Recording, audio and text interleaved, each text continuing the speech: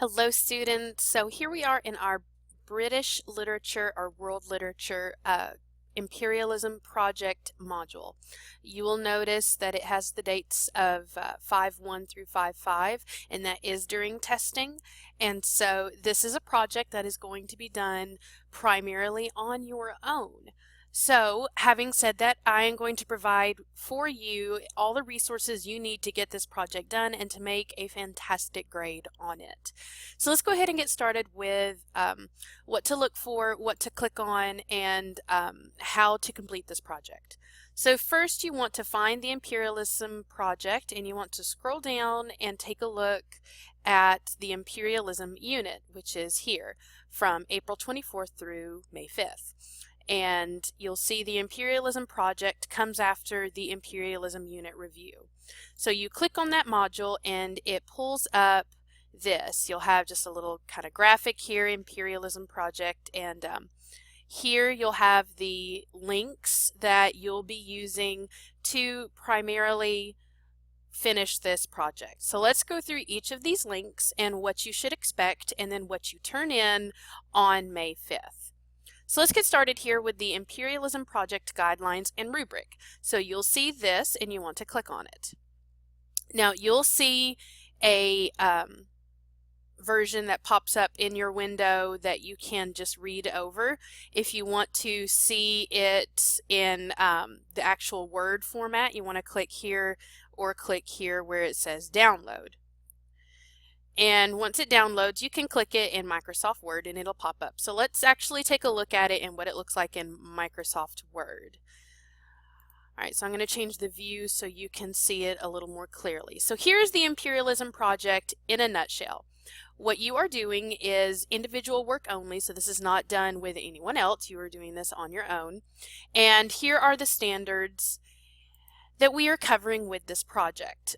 This project begins after we have done the Imperialism unit, and we read two stories during the Imperialism unit. You'll read Shooting an Elephant by George Orwell. Yeah, that's a typo. I'll have to fix that. I'm not quite sure why it says Georgia. And Nectar in a Sieve. Now, these are the two texts you can choose from. Choose one to do your project on, not both. Once you have chosen the one that you want to complete your project on, you'll follow these guidelines using Microsoft PowerPoint, or if you don't have Microsoft for whatever reason, or you don't have something like Microsoft, like OpenOffice that's free, you can use Google Slides.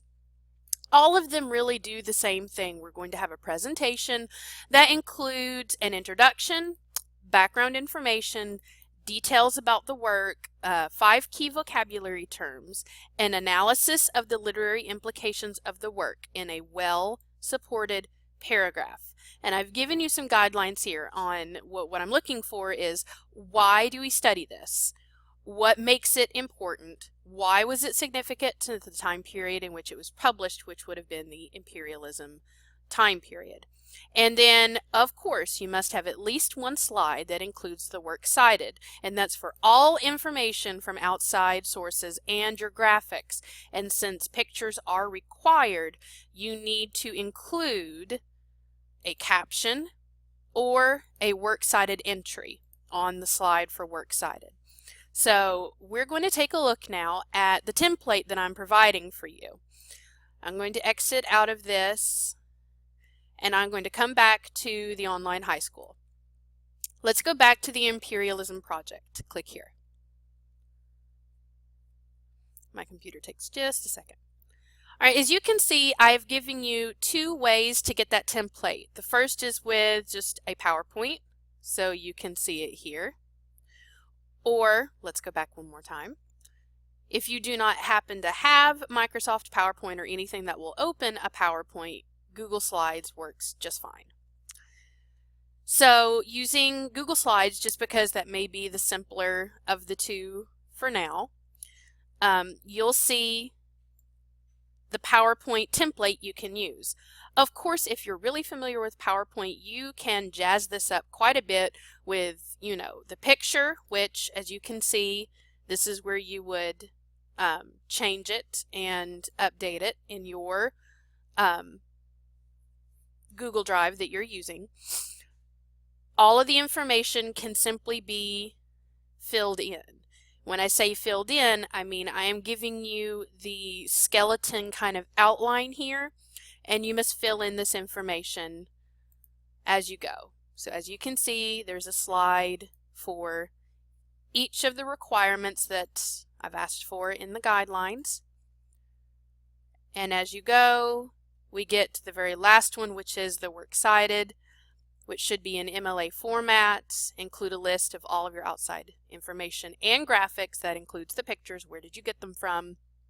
We have to give credit to all outside sources. And just a reminder, Wikipedia is not considered a credible source.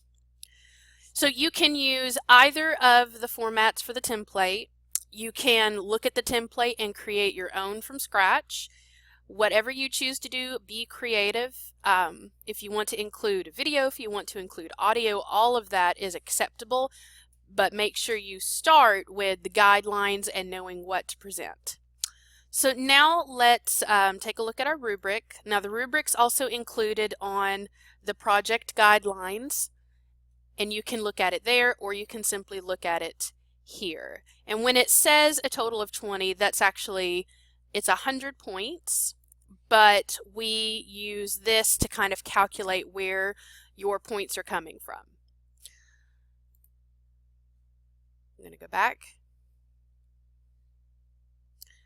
Okay, last but not least, I have to scroll down just a little bit, and that is to get to the Imperialism Project and its due.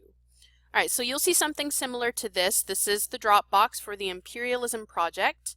As you can see, we have a few different resources. This is the guidelines we've already looked at. This is the PowerPoint template that we've already looked at. Both of these can be used to get an excellent grade on this project, and it is due on May the 5th. You can access this another way. You can go to Tools, Assignments. I'm going to try View as a student, so hopefully, I actually don't think we'll be able to view it as a student because it's not due yet, so let me stop that for a second. When you go to Assignments, you won't see what all you're seeing now. This is more than what you'll see because I'm a teacher, but it is also located here, 5.5 Imperialism Project. You can click on that and you will see all of the same guidelines. I can't show it to you in View as a Student, but it is also located here under Tools, Assignments, or you can go to the content. Okay, and that is everything you really need to be able to complete this project and submit it on time. If you have any questions, always reach out to me, your teacher, through email or in a learner conference, or you can come to lab and get help. There is no reason that we wouldn't be able to get this done and get it done well. All right, I wish you the very best. Take care, guys.